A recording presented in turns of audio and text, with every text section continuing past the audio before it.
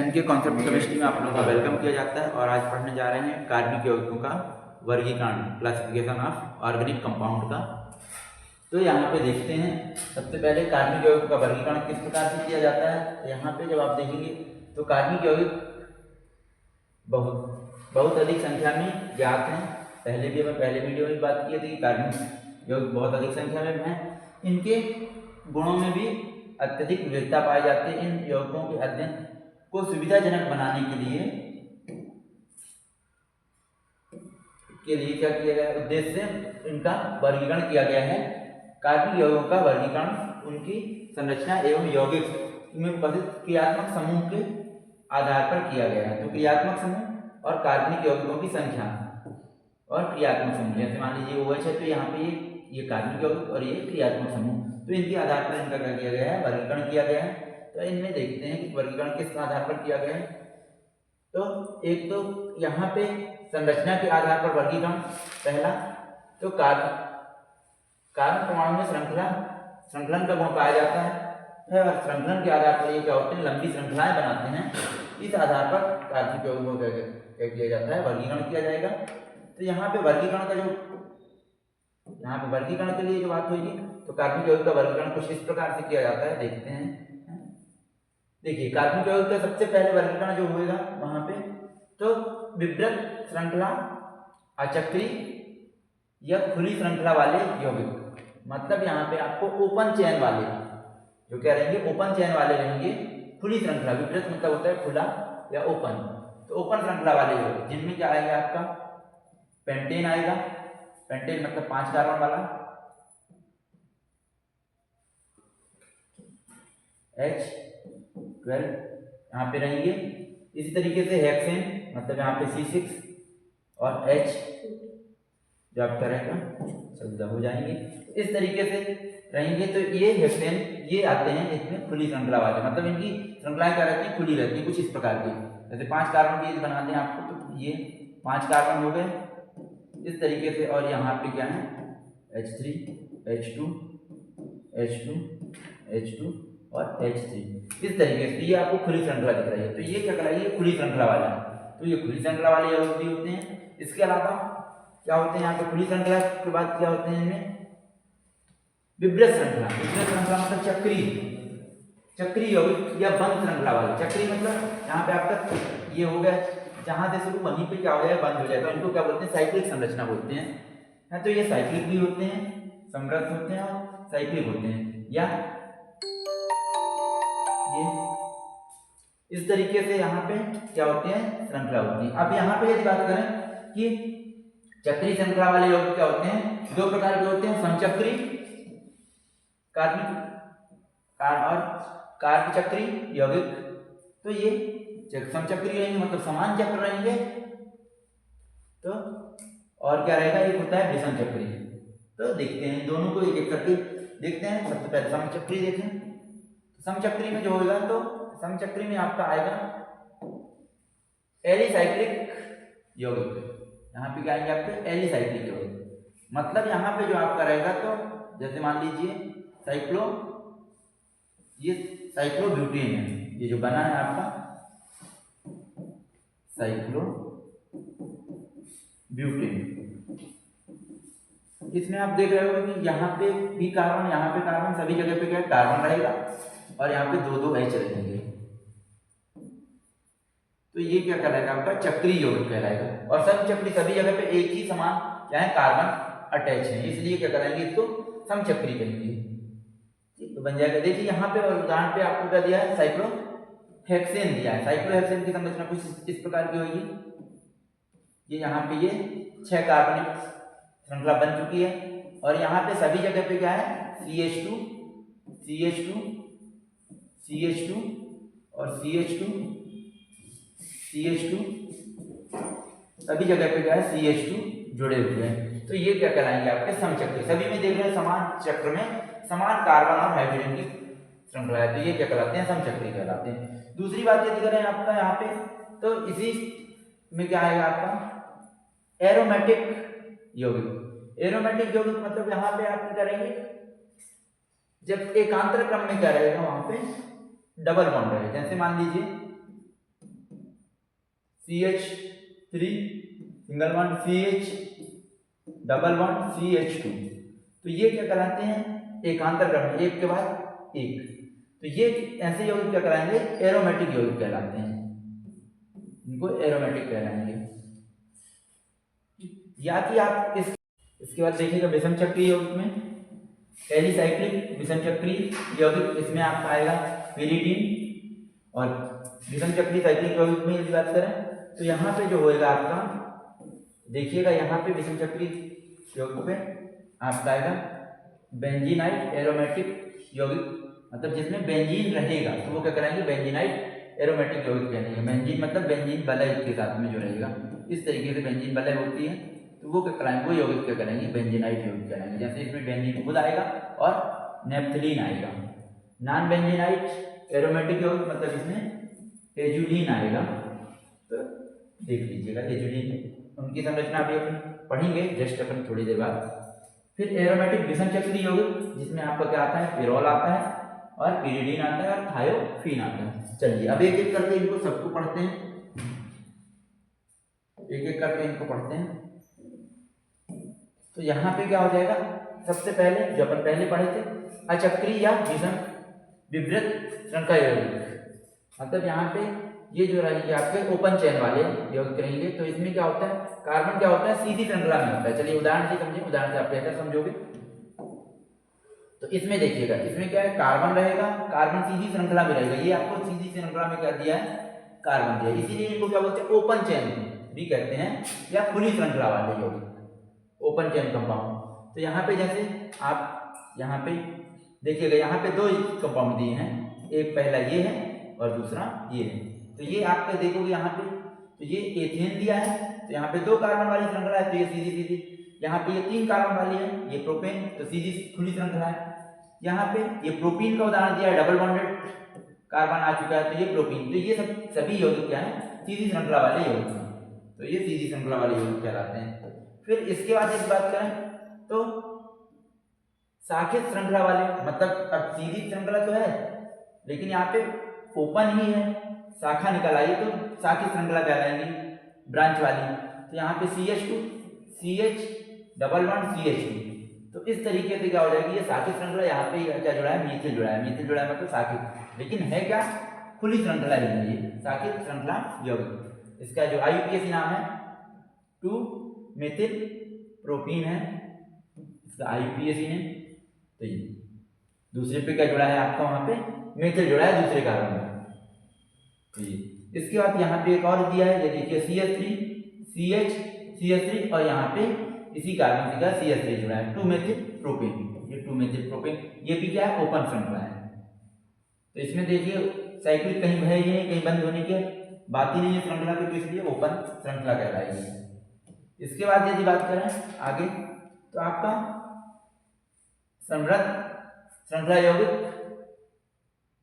जो समृद्ध श्रृंखला यौगिक रहेंगे तो उसमें क्या होगा आपका, यहाँ पे इन यौगिकों में कार्बन परमाणु का बंध श्रृंखला या वलय के रूप में व्यवस्थित रहते हैं। रिंग की संरचना के आधार पर इनके पुनः वर्गीकरण किया गया है। तो रिंग के आधार पर इनको क्या फिर से वर्गीकृत किया गया है, कैसे कैसे, तो यहाँ पे समचक्री कार्बोसाइक्लिक यौगिक, मतलब जिसमें समान चक्र रहते हैं, जो समचक्री कहलाती है। इस प्रकार के यौगिक में वलय केवल कार्बन परमाणु से बनी होती है, मतलब यहाँ पे कार्बन की ही वलय रहेगी।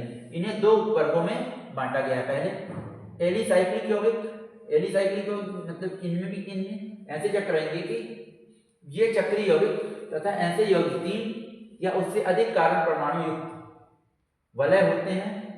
मतलब आपको यदि साइक्लिक संरचना आएगी तो कम से कम सबसे छोटी साइक्लिक संरचना कितनी आएगी, 3 कार्बन की आएगी।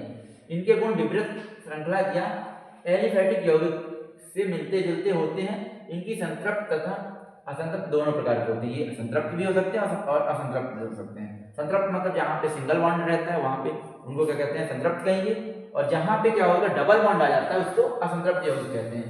मतलब जहाँ पे आपका एल्कीन और एल्काइन आएगा तो ये असंतृप्त कहलाएगा, और एल्केन वाले हैं तो संतृप्त कहलाएंगे। तो देखते हैं सबसे पहले आपका यहाँ पे 3 कार्बन वाली श्रृंखला जी है, तो या कि आप इसको सीधा सीधा ऐसा भी लिख सकते हैं, जब आपको बिना कार्बन शो किए हुए दिखाना है तब यहाँ पे ये तो 3 कार्बन की, यहाँ पे CH2, यहाँ पे CH2, यहाँ पे CH2, इस तरीके से 3। तो सबसे छोटी साइक्लिक संरचना कितनी होगी? 3 कार्बन की होगी। इससे छोटी कार्बन श्रृंखला को साइक्लिक नहीं किया जा सकता। 2 कार्बन की साइक्लिक संरचना कभी नहीं बनेगी। यहाँ पे क्योंकि 2 कार्बन ऐसे आएंगे तो यहाँ पे साइक्लिक संरचना इसकी नहीं बनेगी। तो इस साइक्लिक का मतलब ये होता है जहां से शुरू वहीं पर जाकर के पहुंच जाना, तो वो संरचना क्या कहलाती है? साइक्लिक संरचना कहलाएगी। ठीक, साइकिल मतलब गोला या वृत्त नहीं है, मतलब यहाँ पे जहां से शुरू हो रही है वहीं से, तो वो संरचनाएं क्या कहलाती है? साइक्लिक। यहाँ पे देखिएगा 3 कार्बन है और सभी सिंगल बॉन्ड से हैं, इसलिए इसको क्या बोलेंगे? साइक्लोप्रोपेन कहेंगे। यहाँ पे ये 4 कार्बन वाली श्रृंखला दी है, मतलब यहाँ पे इस तरीके से 4 कार्बन वाली साइक्लिक संरचना, तो इसको क्या बोलेंगे? साइक्लोब्यूटेन कहेंगे। इसके बाद यहाँ पे साइक्लोहेक्सेन की संरचना दी है, इसमें 6 कार्बन है और साइक्लिक है, जहां से शुरू वहीं पे खत्म, तो यहाँ पे क्या बोलेंगे? इसको साइक्लोहेक्सेन कहेंगे।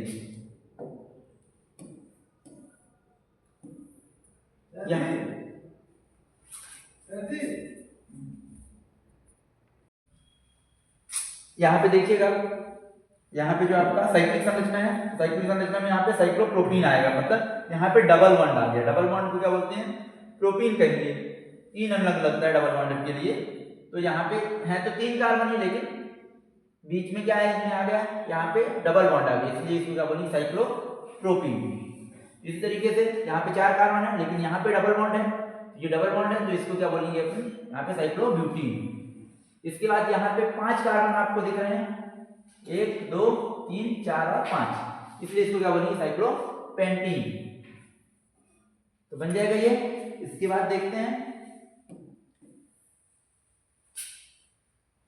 अब यहाँ पे आता है एरोमेटिक यौगिक। एरोमेटिक यौगिक जो होंगे आपके एकांतर क्रम में, वहां पे क्या रहेगा? डबल बॉन्ड रहेगा। तो ऐसे यौगिक जिनमें एकांतर क्रम में डबल बॉन्ड होते हैं उनको क्या बोलते हैं? एरोमेटिक यौगिक कहते हैं। एरोमेटिक यौगिक एक विशेष प्रकार के यौगिक होते हैं। इन यौगिकों में कम से कम 6 परमाणु की समृद्ध श्रृंखला होती है। प्रारंभ में विशेष प्रकार की गंध युक्त यौगिक को एरोमेटिक कहा गया था। मतलब एरोमेटिक, यहाँ पे जो एरोमेटिक शब्द आता है इसका मतलब होता है गंध उत्पन्न करने वाले या सुगंध देने वाले। तो यहाँ पे ग्रीक शब्द से हुई थी इसकी एरोमेटिक शब्द की उत्पत्ति, जिसका मतलब क्या होता है? एरोमा का अर्थ होता है सुगंध। इसी आधार पर इसका नामकरण हुआ था, एरोमेटिक शब्द की उत्पत्ति हुई थी।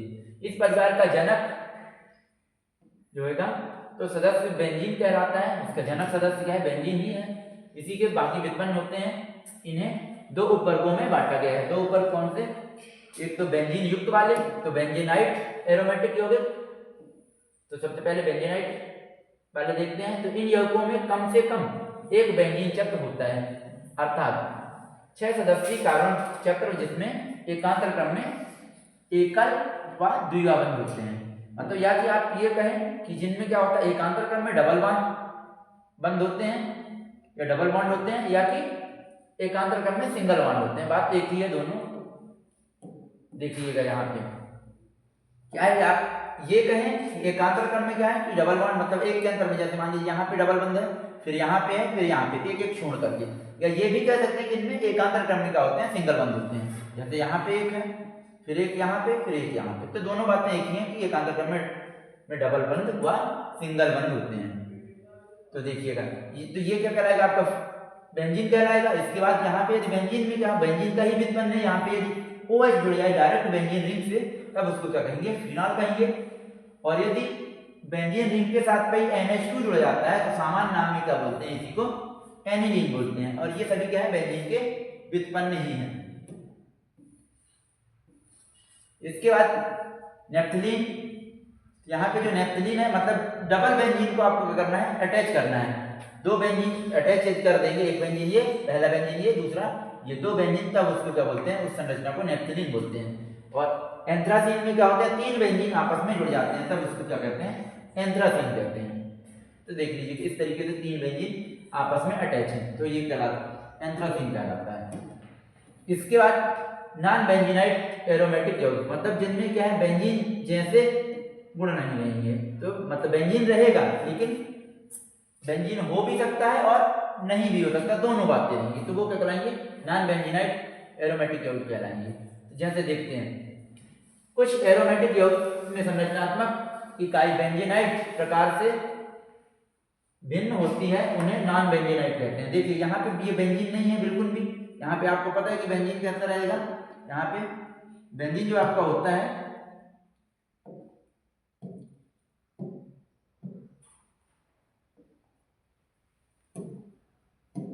यहाँ पे जो बेंजीन रहेगा आपका, बेंजीन में क्या रहेगा, बेंजीन इस प्रकार का रहता है,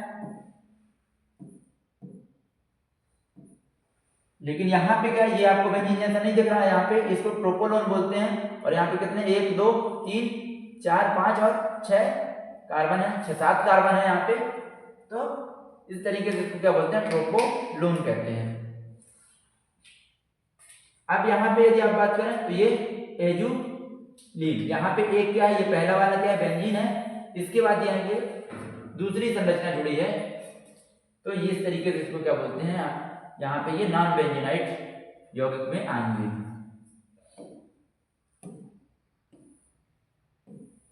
इसके बाद आता है आपका विषम चक्रीय यौगिक। विषम चक्रीय मतलब जहाँ पे समान कार्बन के अलावा कोई दूसरा भी यौगिक आ जाएगा तो वो क्या कराएगा, विषम चक्रीय यौगिक कहलाएगा। तो यहाँ पे देखते हैं जब यौगिक के वलय में कार्बन परमाणु के अलावा कम से कम एक विषम चक्रीय परमाणु, मतलब एक परमाणु कम से कम क्या आ जाए, उपस्थित रहे, तो उसे उन्हें क्या कहेंगे, विषम चक्रीय कहते हैं। देखिएगा यहाँ पे समचक्रीय यौगिक में समान विषम चक्रीय यौगिक भी एलिफेटिक या एरोमेटिक यौगिक के समान पाए जाते हैं। अतः विषम चक्रीय यौगिक 2 प्रकार के होते हैं। तो पहला क्या है आपका, एलिसाइक्लिक विषम चक्रीय यौगिक। एलिसाइक्लिक मतलब यहाँ पे जो रहेगा तो ये बेंजीन के अलावा अपन बेंजीन वाला तो पढ़ नहीं रहे हैं। यहाँ पे क्या रहेगा कि जो आपका हाइड्रोकार्बन रहेगा उसमें क्या रहेगा, कोई रिंग के साथ पे क्या है, कोई दूसरा अकार्बनिक तत्व जुड़ जाएगा। तो यहाँ पे ऑक्सीजन जुड़ गया है, तो ऑक्सीजन ये क्या कराएगा, आपका एथॉक्सी एथेन कहलाएगा। ऑक्सीजन आ गया इसलिए इसका नाम क्या होगा, एथॉक्सी एथेन। तो मतलब है तो चक्री, लेकिन ये विषम चक्री, मतलब यहाँ पे कार्बन नहीं है। कार्बन होता तो समचक्री कहलाता, कार्बन के अलावा दूसरा परमाणु आ जाए तब उसको क्या कहते हैं, विषम चक्री। जैसे यहाँ पे देखिएगा 3 कार्बन है और 1 ऑक्सीजन आ गया तो ये ऑक्सीटेन कहलाएगा। इसी तरीके से यहाँ पे टेट्राहाइड्रोफ्यूटेन में यहाँ पे 1 ऑक्सीजन आ गया तो ये कार्बन के अलावा एक दूसरा कोई परमाणु आ जाता है बीच में, तब उसको क्या बोलते हैं, विषम चक्री कहते हैं। अब एरोमेटिक विषम चक्री यौगिक मतलब इसमें क्या रहेगा, एकांतर क्रम को मेंटेन करेगा, ये एकांतर क्रम में रहेगा। तो देखते हैं यहाँ पे देखिएगा, यहाँ पे ऑक्सीजन तो आएगा, अगला कोई भी दूसरा परमाणु आएगा तो यहाँ इसको क्या बोलेंगे, फ्यूटेन कहेंगे, ऑक्सोल के नाम से जानते हैं इसको। तो यहाँ पे क्या है, ऑक्सीजन आ गया है, तो ये आपका यहाँ पे जब आप देखेंगे तो यहाँ पे क्या रहेगा, ऑक्सीजन रहेगा।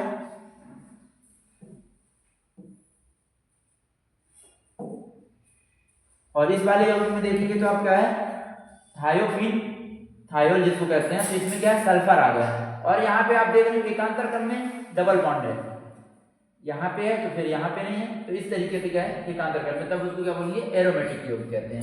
यहाँ पे NH आ गया तो इसको क्या कहेंगे, पिरोल कहेंगे, एजोल के नाम से जानते हैं। और ये क्या कहलाता है, आपका पिरिडीन कहलाता है। मतलब ये काफी फेमस है, आपको कई बार मिलेगा, बीच बीच में आता रहेगा, अभियानों में आता रहेगा पिरिडीन।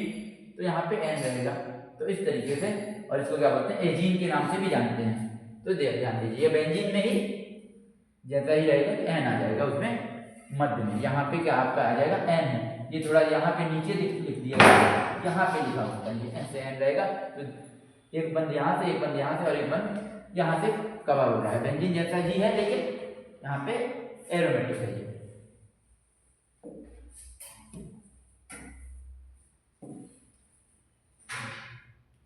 अब आते हैं क्रियात्मक समूह जो रहेंगे। क्रियात्मक समूह की थोड़ा बात करते हैं यहाँ पे। तो साधारणतः प्रत्येक कार्बनिक यौगिक 2 भागों का बना होता है। कोई भी कार्बनिक यौगिक है वो 2 भाग का होगा, जिसमें से क्या होता है, प्रत्येक को समूह कहते हैं। इन 2 समूहों में से एक समूह अधिक महत्वपूर्ण होता है, जो यौगिक को रासायनिक गुण प्रदान करता है। ठीक। और यहाँ पे आपको तो ये तो आप देख लीजिएगा, मुख्य ये जो डार्क में है इसको देखते हैं, तो इसमें जो रहेगा डार्क आपका, तो क्या रहेगा यहाँ पे, किसी कार्बनिक यौगिक में विशेष प्रकार से जुड़ा परमाणुओं का समूह जो यौगिक के रासायनिक गुणों का निर्धारित करता है या रासायनिक गुणों का निर्धारण करता है, वो क्या कहलाता है, क्रियात्मक समूह कहलाता है। मतलब कार्बनिक यौगिक में जुड़ा हुआ वह परमाणु या परमाणु का समूह जो क्या करेगा, कार्बनिक गुणों को क्या करेगा, निर्धारित करेगा, तो वो क्या कहलाएगा, आपका क्रियात्मक समूह कहलाएगा या लाक्षणिक समूह कहलाएगा या प्रकार्यात्मक समूह कहलाएगा। इंग्लिश में बात करें तो फंक्शनल ग्रुप कहते हैं इंग्लिश में, तो फंक्शनल ग्रुप कहलाएगा। यहाँ पे बन जाएगा ये। अब जैसे आप आते हैं पहला यहाँ पे मेथिल अल्कोहल, तो यहाँ पे जैसे CH3OH, तो ये जो आपका OH है ये क्या है, क्रियात्मक समूह, मतलब ये निर्धारण करेगा उसका गुण कैसा है। तो ये अल्कोहल जैसे कि यहाँ पे देखिएगा CH3 लिखा है और यहाँ पे इसके बाद क्या है, इसमें OH जुड़ा है, तो ये क्या कहलाएगा आपका, यहाँ पे क्रियात्मक समूह वाला जो है यौगिक कहलाएगा। तो ये क्रियात्मक समूह आपका ये OH है, ये क्रियात्मक समूह कहलाएगा और ये एल्किल मूलक कहलाएगा। तो ये मिथिल समूह है, ये पहला जो है आपका मिथिल समूह, मिथिल जुड़ा है इसलिए या एल्किल समूह कहते हैं। और ये क्या कहलाता है, OH को क्या कहते हैं, हाइड्रोक्सिल समूह या एल्कोहलिक समूह कहेंगे यहाँ पे। तो ये था यहाँ पे इससे बात की दो समूह। और यहाँ पे कुछ अपन क्रियात्मक समूह और पढ़ लेते हैं, यहाँ पे जो आपको कुछ क्रियात्मक समूह दिए हुए हैं, तो इनको देख लीजिएगा। इनको क्रियात्मक समूह आप लोग याद कर लीजिए, जिससे IUPAC नामकरण में आपको क्या होगी, आसानी होगी। और क्रियात्मक समूह यदि याद नहीं हो तो IUPAC नामकरण बड़े आसानी से किया जा सकता है। तो किस में क्या रहता है, तो यदि मान लीजिए सबसे पहले एल्केन का दिया है आपका, एल्केन, इसका अम्लग्न क्या होता है, अम्लग्न याद रखिएगा एन होता है। और इसको क्या बोलते हैं, यदि मान लीजिए 4 कार्बन वाली श्रृंखला पे जुड़ जाए तब उसको क्या कहेंगे, ब्यूटेन के नाम से जानेंगे। यहाँ पे क्या है, 4 कार्बन है तो इसको क्या कहेंगे, ब्यूटेन। तो ब्यूट1ईन, इसको ऊपर वाले को कहेंगे ब्यूटेन कहेंगे, वो नीचे वाले का नाम है। तो देखते हैं यहाँ पे एल्कीन, मतलब यहाँ पे कार्बन और कार्बन के बीच में क्या है, जब डबल बॉन्ड आ जाए तब उसको क्या कहते हैं, एल्कीन कहते हैं। कार्बन और कार्बन के बीच में क्या रहेगा, डबल बॉन्ड रहेगा यहाँ पे, तो इसको क्या कहेंगे, एल्कीन कहेंगे। और इसका IUPAC अम्लग्न जो होता है, अम्लग्न मतलब जो पीछे लगता है, इसको प्रत्यय कहते हैं, तो ईन होता है, ईन। IUPAC अम्लग्न क्या होता है, ईन होता है। और यहाँ पे इसका ये संरचना हुई है और इसकी क्या होता है, ब्यूट1ईन, मतलब यहाँ पे पहले कार्बन पे क्या जुड़ा है, ईन जुड़ा है, इसलिए इसको क्या कहेंगे, ब्यूट1ईन कहेंगे। यहाँ पे चौथा कार्बन, यहाँ पे क्या हो जाएगा, ये ब्यूटीन, ब्यूट1ईन हो जाएगा। तो इस तरीके से। इसके बाद एल्काइन में देखिएगा, कार्बन और कार्बन के बीच में यहाँ पे क्या रहता है, ट्रिपल बॉन्ड रहता है। तो यहाँ पे कार्बन और कार्बन के बीच में ट्रिपल बॉन्ड रहता है और इसका IUPAC अम्लग्न क्या होता है, आयन होता है। और इसको यदि मान लीजिए 4 कार्बन वाली श्रृंखला में जुड़ा है तो क्या हो जाएगा, ब्यूट1आयन, पहले कार्बन पे क्या जुड़ा है, आयन जुड़ा है, इसलिए क्या हो जाएगा इसका, ब्यूट1आयन। यहाँ पे IUPAC नामकरण करते टाइम यहाँ पे डैश कर दीजिएगा, ठीक, 1 लिख साथ। इसके बाद एरिन, एरिन जो है, तो एरिन मतलब यहाँ पे बेंजीन रिंग वाला यदि यौगिक होता है तब उसको क्या कहते हैं, एरिन। तो यहाँ पे इनके लिए डायरेक्ट इनका नाम क्या है, बेंजीन दिया है यहाँ पे, बेंजीन।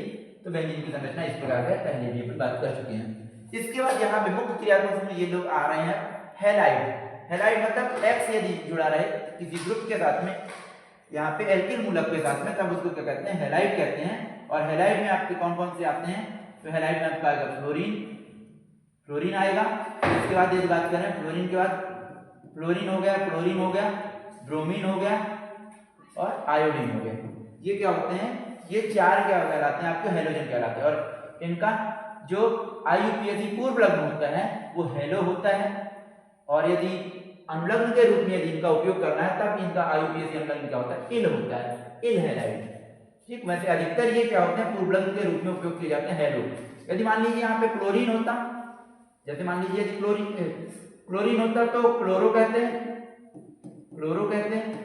यदि फ्लोरीन होता तो फ्लोरो कहते हैं, फ्लोरो। यदि ब्रोमीन होता वो तो आयोडो, सॉरी, यहाँ पे यदि ब्रोमीन होता तो ब्रोमो, ब्रोमो कहेंगे। यदि आयोडीन होगा तो यहाँ पे इसको आयोडो कहेंगे, आयोडो। तो इस तरीके से इनका 4 ये होते हैं। एस्टाटीन होता है तो एस्टाटीन रेडियो एक्टिव है, इसलिए उसका उपयोग नहीं किया जाता, उसी समूह 17 का ही है।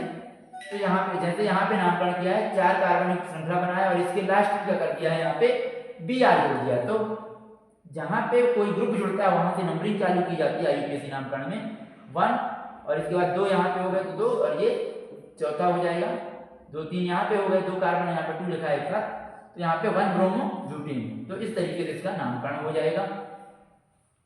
इसके बाद आते हैं अगले ग्रुप जो है, तो आपका यहाँ पे जब अगले ग्रुप देखेंगे तो सबसे पहले एल्कोहल। तो एल्कोहल का जो संकेत होता है तो OH होता है और इसका आईयूपीएसी पूर्वलग्न होता है तो हाइड्रॉक्सी होता है आईयूपीएसी पूर्वलग्न, और आईयूपीएसी अनुलग्न जो होगा तो आल होगा, याद रखिएगा आल। तो यहाँ पे जैसे 4 कार्बन में क्या है, यहाँ पे OH जुड़ा है, इस कार्बन पे क्या है OH जुड़ा है, ये जो दिख रहा है जुड़ा आपको इस कार्बन पे जुड़ा हुआ है, तो यहाँ पे इसको क्या बोलेंगे ब्यूट 2 ऑल। दूसरे कार्बन पे क्या जुड़ा है, ऑल जुड़ा है, इसलिए ब्यूट 2 ऑल। नंबरिंग यहाँ से चालू होगी, पहला, दूसरा और तीसरा, चौथा, तो इसलिए क्या हो जाएगा इसका ब्यूट 2 ऑल हो जाएगा। इसके बाद आता है एल्डिहाइड ग्रुप। एल्डिहाइड ग्रुप में CHO इसका आईयूपीएसी जो यहाँ पे सूत्र होता है तो CHO, इसमें बॉन्डिंग ऐसी रहती है, आपको बॉन्डिंग बता दें, C और डबल बॉन्ड से क्या रहेगा ऑक्सीजन रहेगा और सिंगल बॉन्ड से हाइड्रोजन रहता है, इस तरीके से। और इसको फार्मिल कहते हैं सामान्य में, या ऑक्सो, ये पूर्वलग्न है इनका। और आईयूपीएसी में अनुलग्न क्या होता है, अल होता है। आईयूपीएसी अनुलग्न जो होगा तो एल, ठीक, अल लिखें या एल लिखें, बात एक ही है। अल भी लिखा है आपको मिल जाएगा कहीं पे, अल भी, इसको आपको पढ़ना तो एल पढ़िए या अल पढ़िए, दोनों है। तो यहाँ पे जब आप देखेंगे ये 4 कार्बन वाली श्रृंखला दी है तो लास्ट में तो यहाँ पे क्या हो जाएगा आपका ब्यूटेनल हो जाएगा, ब्यूटेनल भी लिखा मिल जाएगा आपको, ब्यूटेनल। यहाँ पे अल रहता है अनुलग्न, इसलिए क्या होगा ब्यूटेन धन अल बराबर ब्यूटेनल हो जाएगा। इसके बाद आता है कीटोन वाला क्रियात्मक समूह। तो कीटोन का जो सूत्र होता है तो इस तरीके से इसको करते हैं, C डबल बॉन्ड O और यहाँ पे 2 बंद इसके क्या रहेंगे, खाली रहेगा। और इसका आईयूपीएसी पूर्वलग्न क्या होता है, ऑक्सो होता है और अनुलग्न होता है ओन। यहाँ पे ब्यूटेन 4 कार्बन में क्या हो जाएगा ब्यूटेन 2 ओन, दूसरे पे क्या जुड़ा है ओन जुड़ा है, इसलिए ब्यूटेन 2 ओन हो जाएगा। ठीक, 2 ओन लिखा है तो इसको ओन भी पढ़ सकते हैं अपन और आम भी पढ़ सकते हैं, जो आपको पढ़ना है। ओन होता है अंदर, ये ओन होएगा तो ओन से अगर ब्यूटेन ओन होएगा, ब्यूटेन 2 ओन। इसके बाद आता है नाइट्राइल, मतलब यहाँ पे कार्बन और नाइट्रोजन के बीच में 3 बंध होंगे और यहाँ पे क्या हो जाएगा, इसको जो आईयूपीएसी पूर्वलग्न होता है तो साइनो होता है और अनुलग्न जो होता है नाइट्राइल होता है। इसके बाद इसमें 5 कार्बन वाली श्रृंखला दी है तो यहाँ पे क्या हो जाएगा पेंटेन नाइट्राइल, यहाँ पे अनुलग्न के रूप में उपयोग किया जाएगा तो पेंटेन नाइट्राइल होगा। इसके बाद ईथर, ये भी काफी इंपॉर्टेंट है। तो यहाँ पे एल्किल ग्रुप, यहाँ पे आप याद रखिएगा ऑक्सीजन रहेगा, ऑक्सीजन के बाद 2 बंद खाली रहेंगे और 2 में एल्किल ग्रुप जुड़ा रहेगा। एल्किल भी जुड़ा हो सकता है, एलिन भी जुड़ा हो सकता है, मतलब AR भी जुड़ा रह सकता है, तो ईथर कहलाएगा। इसका आईयूपीएसी जो पूर्वलग्न है तो वो एल्कॉक्सी होता है, पूर्वलग्न एल्कॉक्सी होता है और इसका अनुलग्न वैसे यहाँ पे नहीं दिया हुआ है, तो एथॉक्सी एथेन होता है। इसका मतलब यहाँ पे क्या है, देखिए एथॉक्सी एथेन कैसे हुआ, चलिए यहाँ पे आपको बता देते हैं। यहाँ पे एक बार इतना नामकरण किया जाता है एथॉक्सी, तो ये क्या हुआ ऑक्सीजन को साथ में ऐड करते हैं तो ये एथॉक्सी इतना हुआ, और फिर किस में जुड़ा है, यहाँ पे एथेन में जुड़ा है, इसलिए क्या हो जाएगा एथॉक्सी एथेन हो जाएगा, इस तरीके से किया है। इसके बाद आता है कार्बोक्सिलिक अम्ल। कार्बोक्सिलिक अम्ल मतलब COOH और एक बंद क्या रहता है इसका खाली रहता है, तो यहाँ पे इसका कार्बोक्सी पूर्वलग्न है और आईयूपीएसी अनुलग्न क्या होता है ओइक होता है। तो यहाँ पे 4 कार्बन वाली श्रृंखला दिया तो ब्यूटेनोइक, ओइक का क्या हो जाएगा नोइक हो जाएगा, ब्यूटेनोइक अम्ल। इसके बाद आपका आता है कार्बोक्सिलेट आयन, मतलब यहाँ पे ही कार्बोक्सिलिक अम्ल का ही एक आयन हटा दें तो उसको क्या बोलते हैं कार्बोक्सिलेट आयन बोलते हैं। यहाँ पे माइनस आ जाता है एक आयन हटाते ही, तो यहाँ पे इसका क्या होता है आईयूपीएसी अनुलग्न होता है OH होता है। तो जैसे सोडियम आ गया वहां पे तो सोडियम ब्यूटेनोएट। यहाँ पे ये सोडियम का पहले नामकरण किया जाएगा धन वाले का, तो सोडियम ब्यूटेनोएट, तो ये बन जाएगा आपसे यहाँ पे। इसके बाद आगे देखते हैं एस्टर। एस्टर क्या होता है? एस्टर में क्या होता है, यहाँ पे एक तरफ तो एल्किल ग्रुप पहले से जुड़ा रहेगा यदि मान लीजिए जुड़ा है, और लास्ट काल में H की जगह क्या है, यदि R आ जाता है, कार्बोक्सिलिक यौगिक में H रहता है, उसकी जगह पे जैसे देखिए यहाँ पे COOH है, इसकी जगह पे यदि R आ जाए तो उसको क्या कहते हैं, एस्टर कहते हैं। यहाँ पे और इसका पूर्वलग्न क्या होता है, एल्कोक्सी कार्बोनिल, या इसका भी IUPAC लग्न क्या होता है, O8 होता है। तो मिथाइल प्रोपेनोएट, 3 कार्बन युक्त श्रृंखला है, तो यहाँ पे क्या हो जाएगा, मिथाइल प्रोपेनोएट हो जाएगा। इसके बाद आपका एसिल हैलाइड। एसिल हैलाइड मतलब यहाँ पे एसिल CO वाले ग्रुप के साथ में क्या जुड़ा रहेगा, हेलोजन जुड़ा रहेगा। और आपको हेलोजन में आपको बता दिए थे कि क्या है, फ्लोरीन, क्लोरीन, ब्रोमीन और आयोडीन हो सकते हैं। तो यहाँ पे इसका पूर्वलग्न है टेलो कार्बोनिल, और अम्लग्न क्या होता है, ऑल हैलाइड। यहाँ पे O जुड़ा रहता है इसलिए क्या होता है, ऑयल हैलाइड, ठीक। और यहाँ पे क्या होता है, ब्यूटेनॉयल क्लोराइड, इसका IUPAC नाम हो जाएगा। इसके बाद फिर एमीन वाला ग्रुप जब आता है तो इसका NH2 होता है, एमीन, या NH भी होता है, और या कि आपका क्या होता है, N बस होता है। ये सभी के लिए एमीन ही शब्द यूज किया जाता है। और यहाँ पे एमिनो इसका पूर्वलग्न होता है, और अम्लग्न क्या होता है, इसका एमाइन होता है। तो यहाँ पे जैसे दूसरे कार्बन में, यहाँ पे 4 कार्बन है, 4 कार्बन में दूसरे कार्बन में क्या है, इस वाले कार्बन में क्या जुड़ा है, NH2 जुड़ा है, इसलिए क्या हो जाएगा, 2 ब्यूटेनामीन, ब्यूटेनामीन, ठीक। मतलब दूसरे कार्बन में क्या जाएगा, एमीन जुड़ा है, तो 2 यहाँ पे 2 हो जाएगा, और ब्यूट 4 कार्बन है इसलिए ब्यूट और एमीन, तो ब्यूटेनामीन। इसके बाद आता है एमाइड। एमाइड मतलब CO ग्रुप के साथ NH2 जब जुड़ा होता है तब उसको क्या कहते हैं, एमाइड कहते हैं। तो यहाँ पे कार्बाइड। अब यहाँ पे आपको कहने का मतलब ये एमाइड कब बोल देंगे, चाहे यहाँ पे H हो, या कि इसकी जगह पे एक H की जगह R आ जाए, या दोनों H की जगह पे दोनों R आ जाए। एल्किल ग्रुप, R मतलब यहाँ पे एल्किल ग्रुप है, तो इसका कार्बाइड शब्द पूर्वलग्न होगा, और एमाइड शब्द क्या हो जाएगा, यहाँ पे अनुलग्न होगा। अनुलग्न मतलब जो पीछे लगेगा, तो ब्यूटेनामाइड, ब्यूटेन और उसके साथ में क्या है, एमाइड जुड़ा है, तो ब्यूटेनामाइड। फिर आता है नाइट्रो, NO2 ग्रुप जो होता है, तो ये नाइट्रो ग्रुप कहलाता है। तो यहाँ पे ये नाइट्रो, इसका क्या होगा, पूर्वलग्न होगा, और इसका अनुलग्न नहीं होता है। इसके बाद यहाँ पे 1 नाइट्रो ब्यूटेन हो जाएगा ना, 4 कार्बन है, उसके साथ में पहले कार्बन में नाइट्रो जुड़ा है, इसलिए ब्यूटेन हो जाएगा। इसके बाद सल्फोनिक अम्ल। सल्फोनिक अम्ल मतलब यहाँ पे सल्फ्यूरिक अम्ल से बना हुआ, मतलब वहां पे H हट जाएगा और यहाँ पे एक ऑक्सीजन हट जाएगा, तो यहाँ पे SO3H हो जाएगा। तो ये इस वाले ग्रुप, ये जोड़ा रहे तब उसको क्या बोलते हैं, सल्फो ग्रुप कहते हैं, और ये सल्फोनिक अम्ल कहलाता है। और यहाँ पे इसका ये मेथिल ग्रुप के साथ में जुड़ा है, तो मेथिल सल्फोनिक अम्ल हो जाएगा। तो इस तरीके से यहाँ पे आएगा। तो चलिए यहाँ आज केवल इतना ही। इसके बाद नेक्स्ट वीडियो में अपन IUPAC नामकरण करेंगे, तो देखते हैं।